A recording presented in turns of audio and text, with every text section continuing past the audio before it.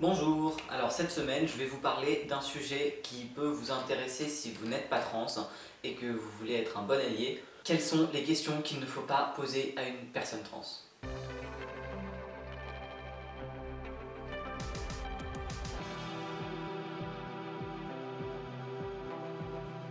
Déjà tout ce qui concerne son corps, donc des questions comme t'as quoi entre les jambes?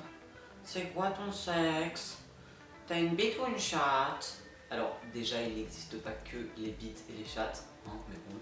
C'est impoli, c'est intrusif et dérangeant. D'une part parce qu'on pose pas des questions sur les organes génitaux des gens comme ça, c'est inapproprié, ça se fait pas. Et d'autre part parce que les personnes trans sont des personnes qui sont potentiellement en souffrance avec cette partie de leur corps, donc ça peut clairement les mettre mal à l'aise, ce n'est pas une bonne idée. Pareil pour ce qui concerne les modifications du corps, que ce soit les opérations, les hormones, surtout les opérations parce que c'est quelque chose qui fascine énormément les personnes cis. T'as eu l'opération avec un grand O.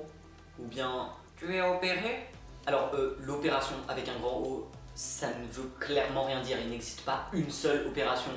Par là, je sais que les gens veulent parler de l'opération génitale parce que c'est sacré, parce que c'est le sexe. Mais clairement, il existe des opérations un peu plus importantes que celle-là.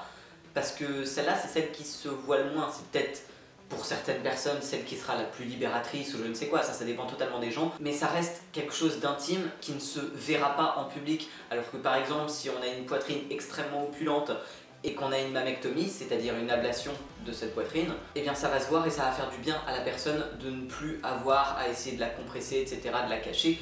Et ça par exemple c'est une opération qui peut libérer davantage une personne transmasculine par exemple. Donc clairement, arrêtez de parler de l'opération.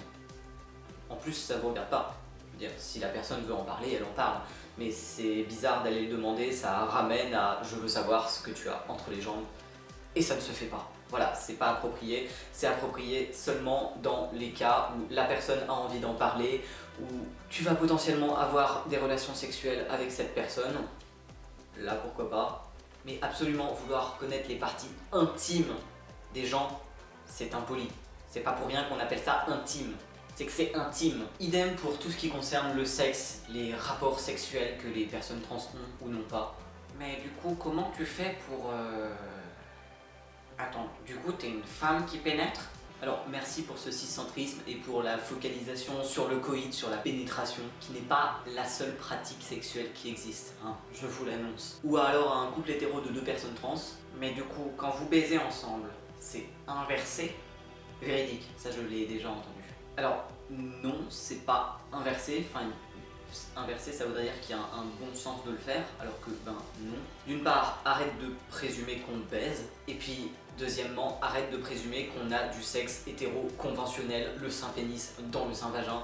En plus, tu ne connais certainement pas les organes génitaux que nous avons l'un, l'une et l'autre. Et clairement, tu ne connais pas nos pratiques ou nos non-pratiques, donc arrête. Les questions qui se réfèrent à notre passé et qui du coup peuvent être source de souffrance, de dysphorie, c'est pas judicieux de rappeler tout ça. C'est quoi ton ancien prénom? Non mais c'est quoi ton prénom de naissance? C'est quoi ton nom qui est écrit sur ta carte? Non mais c'est quoi ton vrai prénom?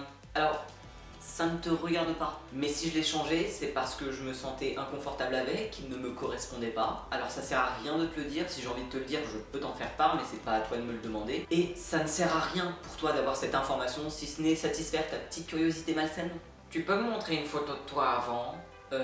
Non, si je veux t'en montrer, je peux. Mais encore une fois, tu n'as pas à me le demander. Allez voir ma vidéo sur les anciennes photos pour comprendre en quoi ça peut être dérangeant. Les questions sur les choix personnels qu'on fait sur notre corps. Mon corps, mes choix, ta gueule. Ton corps, tes choix, ma gueule. Toi-même, tu sais. Pourquoi tu prends des hormones? Pourquoi tu veux pas prendre des hormones? Pourquoi tu veux pas telle opération? Pourquoi tu te fais faire ça? Ben, en fait, ce sont des choix qui n'ont pas besoin d'être justifiés, en fait. On fait des OP pour se sentir mieux, pour obtenir autre chose. On les fait pas parce qu'on se sent bien comme ça, ou qu'on n'a pas les moyens. Vous n'allez pas demander à quelqu'un qui a une mauvaise vision pourquoi il se met à porter des lunettes, ou pourquoi il fait une opération pour voir un petit peu mieux. À votre avis?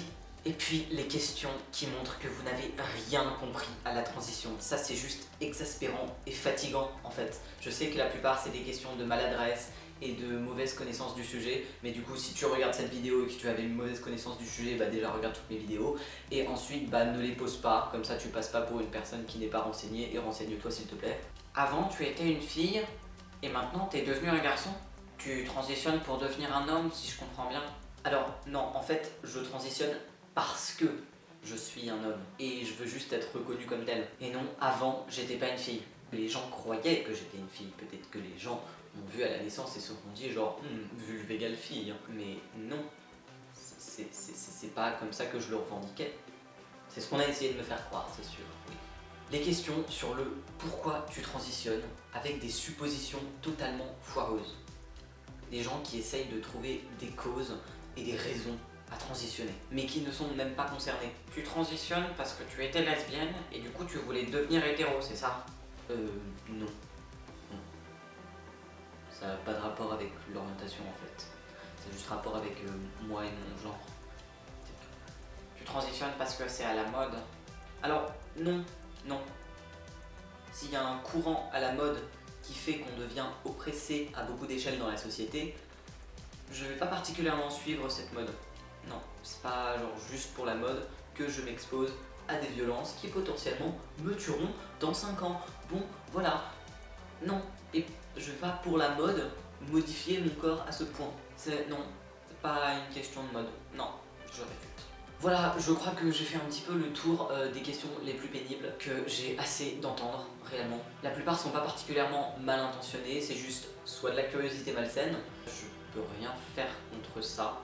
Arrête de les poser, ça ne te regarde pas. Admets qu'il y a des choses que tu n'as pas besoin de savoir, de la même manière que tu ne vas pas demander à ton collègue de bureau la taille de ses testicules. Voilà, bon, il y a des choses que tu n'as pas à savoir. Et il y en a d'autres, c'est juste de la maladresse. Du coup, ben, si tu étais une personne maladroite comme ça, qui pouvait poser ce genre de questions, bah sache que ça se fait pas. Bah tu gagnerais beaucoup à te renseigner. Tu serais meilleur allié si c'était ton envie. Voilà, c'est tout. Plusieurs fois et coutume, donc je ramène un chat. Tu veux pas du tout t'enfuir. Non, non, non, tu es très très bien dans les bras. Tu es très très à l'aise.